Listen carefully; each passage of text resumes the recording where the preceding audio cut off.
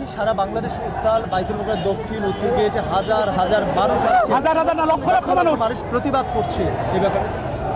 আমরা মূলত আজকে শুধু বাংলাদেশে বাইতুল মুকাররমে নয়, আজকে সারা বাংলাদেশেই মিছিলের একটি গণজোয়ার সৃষ্টি হয়েছে। শুধুমাত্র আমরা গত 2 দিন আগে যা দেখেছি, ইসরায়েল ফিলিস্তিনের বিরুদ্ধে যেই বর্বরতা চালিয়েছে, যে হামলা চালিয়েছে,